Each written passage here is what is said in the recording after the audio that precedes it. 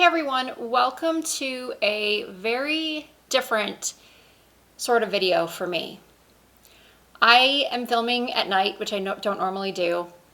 I was actually sitting on my couch about 15 minutes ago thinking about this video that I have had in my mind for months, that I was thinking of filming, but I've always talked myself out of it, out of fear.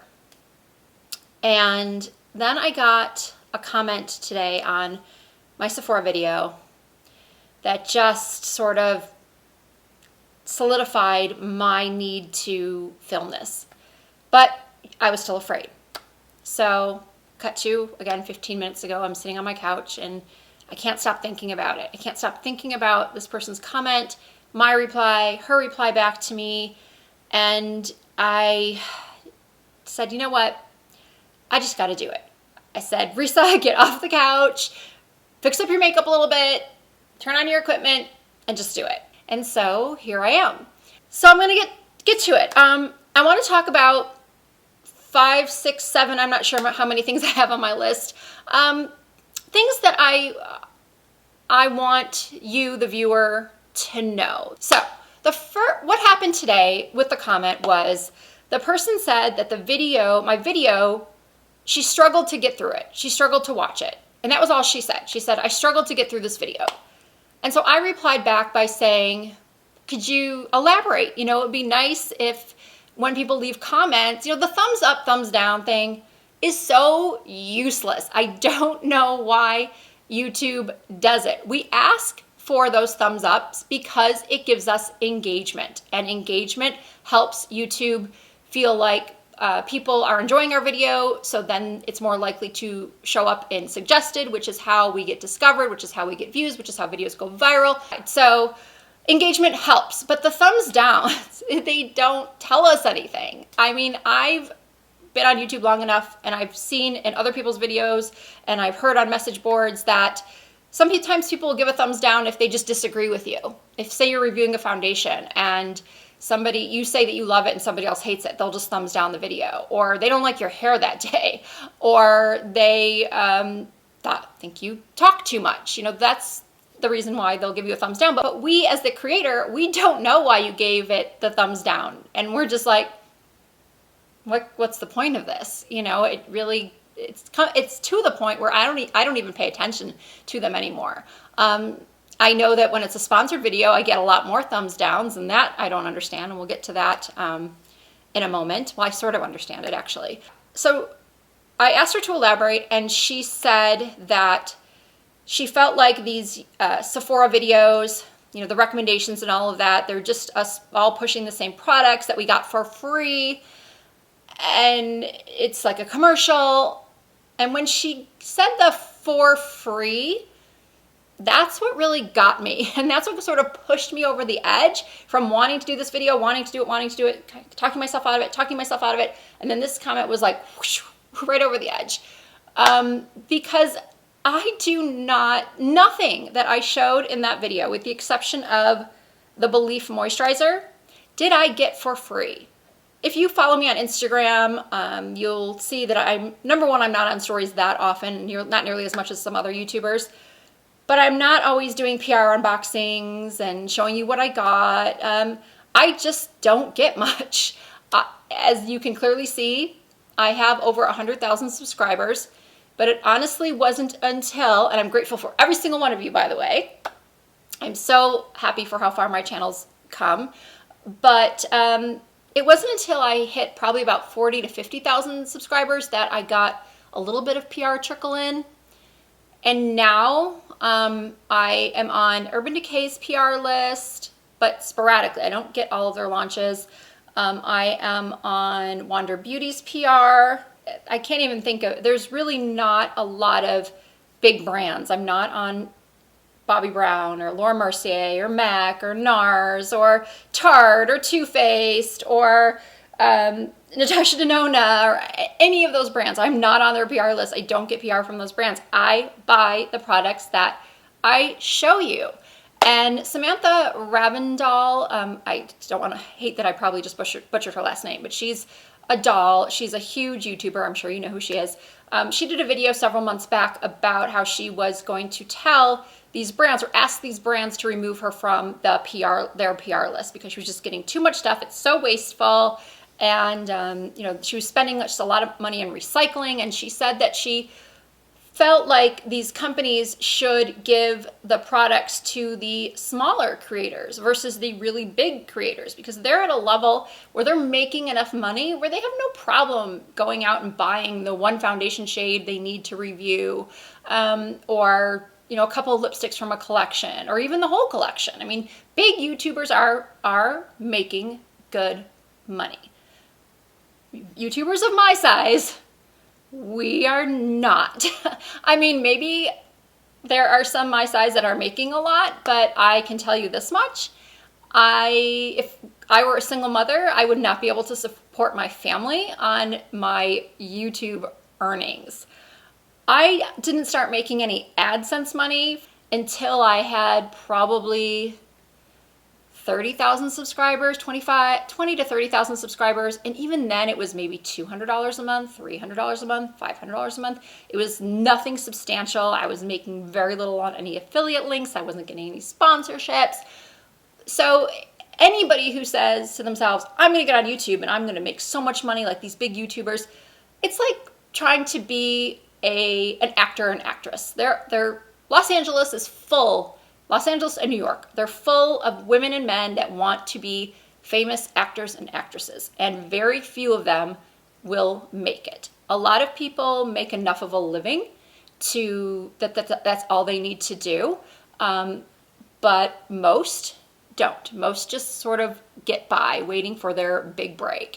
And it's sort of similar on YouTube. There are so many of us that just will never be huge, but we're content with the money that we are making. But my point is that so many people think that we are just rolling in the dough, and that when somebody asks us, hey, can you review, just today somebody asked me if I could review the new Kevyn Aucoin balm foundation. And sure I can, but that's me spending another $40 or $50 or however much that Kevyn Aucoin foundation is to review for you because I'm not getting it in PR. And so on one hand, people will come at me and say, well, that's your job. You know, if you're going to be a YouTuber, then that's your job to go out and buy these things. But then those same people will give me a thumbs down if I do a sponsored video. So YouTube is not what it used to be. 7, 8, 9, 10 years ago, it was just something that people could do with their iPhone in their closet. They could turn a camera on and just start talking about makeup, and it was all for fun. YouTube is a business now. It truly is. And I totally understand not wanting to watch a video that sounds like a commercial. I totally get it. But I want to tell you, and I know there will be plenty of people that don't believe me, but I know that myself and several other YouTubers that I've gotten to know really, really well, we do not take sponsorships. Or let me put it this way. We turn down a lot of money because we want to remain honest and credible. Somebody once said to me after a sponsored video, you know, Emily Noel doesn't do sponsored videos. Why do you? And one of my responses, I had many thoughts go through my head at the time, but one of my answers to her was, you know, Emily's been on YouTube for over 10 years. And she started when it was a different kind of thing. She built up her audience, and now she gets so many views. Sorry, dogs are barking. This is not usually the time of day that I film. All right, where was I? I should have done like bullet points or something. So yeah, she started off on YouTube when it was different, and she grew her channel and makes enough money, I'm sure, just from views and links and all that, that she doesn't need to take sponsorships. But the rest of us, if we want to have a viable channel with good lighting, good equipment, good editing software, if we want to be able to buy the products that you guys want us to review and see and try out and do tutorials and get ready with me's and testing new makeup and all that, we have to take the occasional sponsorship. Those of us that aren't just independently wealthy. But I know that for, again, myself and a lot of my YouTuber friends, we are very, very selective, and we have turned down thousands and thousands of dollars. For an example, I wasn't certain that I should give out company names, but I'm going to. I don't care. Chicos. You know, I'm a woman in my 40s. That's the demographic for Chicos, right? Chicos, I think it was last year, reached out to me maybe over a year ago. Anyway, they were doing a campaign, something about not getting older, getting bolder or something. And so they reached out to me and they asked me if I would do a video, like go to their store, shop, and you know, wear a shirt with my age on it and all these things. And I said no, because I don't shop at Chicos. There's nothing wrong with Chicos, it's just not my style. So I did say thank you, but no thank you. They came back with a higher offer, more money. And I again said, no, my viewers know me. They know my style. I felt like it would be disingenuous of me to promote a store that I do not shop in. Have never shopped, have no plans to shop in. So what I want people to understand is that there are plenty of creators on this platform that are honest, that have integrity. We do turn down money because if we don't have the credibility of the viewer, if we don't have our credibility and the trust of the viewer, then we have nothing. So that's another thing that sort of just gets to me, is the thinking that you know, we take these sponsorships because we're greedy. And some people, sure. I mean, it's hard. I turned down in the last month, oh my gosh, close to $7,000 in sponsorships. Ugh, it's painful just to say it. You know, I could use that money. But I have to think long term about my credibility and my channel and all of that. So I just want you guys to know that most of us, we have integrity, and we're not going to show you something. We're going to be totally honest in our videos. That being said, are there YouTubers out there that I know do promote things that maybe, you know, just because they want the money? Sure. But that's just life. In this world, there are good, honest people, and then there are those that are just more greedy and can be bought and all of that. So I think I've touched on we're not all wealthy. We don't all get tons of PR. We take sponsorships because we need to compete in the YouTube arena. I hate to use the word compete because I'm not in competition with anyone, but I do want my videos to be good. I do want to buy better lights and a better camera. This lens that I'm using, I'm on my third or fourth camera. My lens was like $800. And so I invest in my channel because I want to give you guys the best quality videos. I want to give you the best content. So I invest in shopping at Sephora. I didn't get to Rouge status at Sephora because I'm getting a ton of PR. I got there because I buy a lot of stuff. So as far as this being a job, because it is, even though I don't make a ton of money at it, it is a job for me, and people don't understand. I don't think people realize the amount of hours that goes into filming a video. I spent, and some of this is just because of the creator, like me, I don't have anybody helping me. I don't have an editor. I don't have anyone to help me with my lighting. My husband travels a lot for work, so he's not really home to kind of stand in and stand in for me. Like today I was doing a fashion video and I really needed somebody to stand there so I could sort of get my camera ready so I could see if my whole body was being shown. It took me 3 hours to film 4 outfits, and the whole cut down is less than 2 minutes. I had to show just these different outfits, you know, and twirl and all that and show them off. But the whole segment's only 1.5 minutes, and it took me 3 hours to do that. 3 hours. And this is not a boo-hoo, woe is me, sob story, because everybody's job requires work. And I just want to reiterate, because I know there are people out there that don't think that we work hard. They think that we just turn on a camera and talk and play with makeup and that's it. But there's so much more that goes into it. People ask me all the time when I'm at a cocktail party or I meet new people and they say, well, what do you do? And it's kind of weird to say, oh, I'm a YouTuber or an influencer or whatever. It's strange to say. It's getting more common and I'm getting more used to saying it. But they'll say, well, how long does it take you to film and edit one video? Well, it depends on the kind of video it is. This video, depending on how long I ramble for, shouldn't take me that long to film because I'm not showing different products. I don't have to get B-roll. I don't have to get, close-ups, adjust lighting or anything like that. The editing should be fairly quick. So I can, if I have to, I can do a video, an easy video in 2 to 3 hours. But if it is a tutorial or get ready with me, those can take me upwards of 8 hours or more when you factor in filming and the editing, the uploading, the links that people say, oh, they're link hoes or whatever we're sometimes called. That's another way for us to make money so that we can buy more products to review for you, to show you. It's not everything that most of us on YouTube, the money that we make from our affiliate sales goes right back into our channel. It's not like we're off going and buying new Mercedes, because first of all, we don't make enough money in affiliates links for that. I mean, there are some people, I'm going to digress again.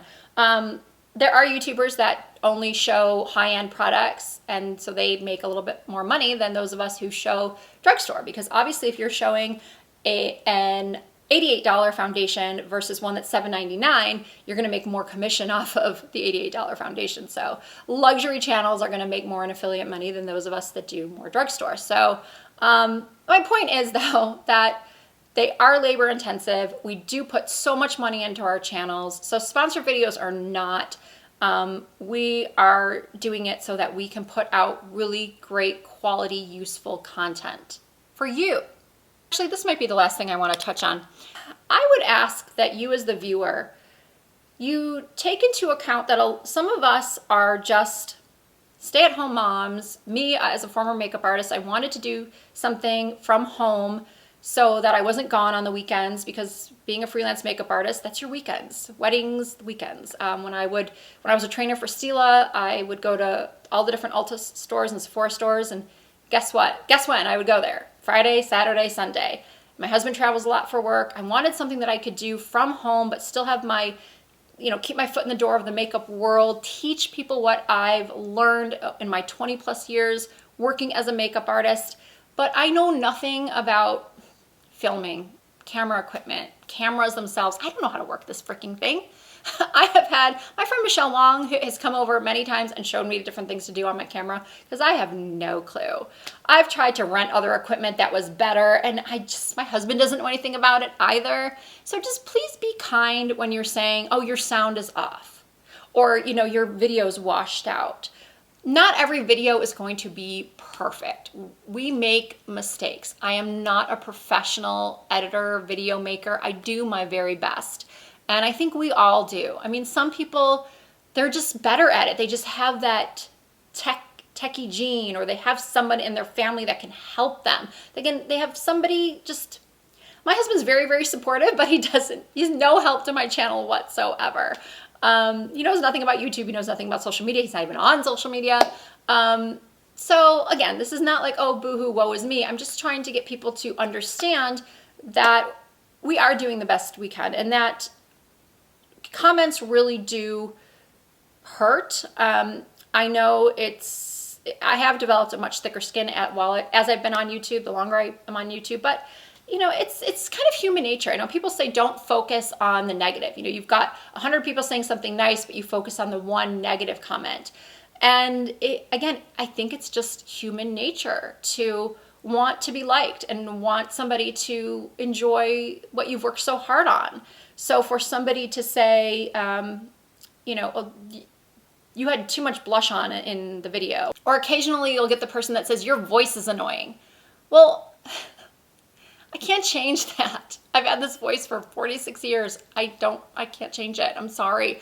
So you're free to not subscribe. You're free to not watch my videos, but to leave a comment saying that, I don't understand. Like, your voice annoys me.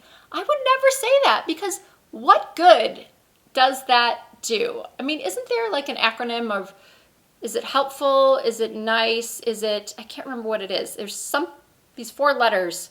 Somebody will tell me in the comments what they are. Is it helpful? Is it nice? Is it effect? I can't remember. But yeah, I mean, just think before you comment.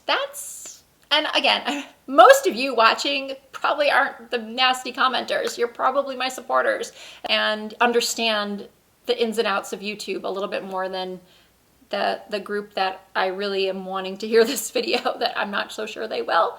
But, hopefully, if it changes 1 or 2 people's minds as far as how they viewed we YouTubers, we content creators, then I guess it was worth it.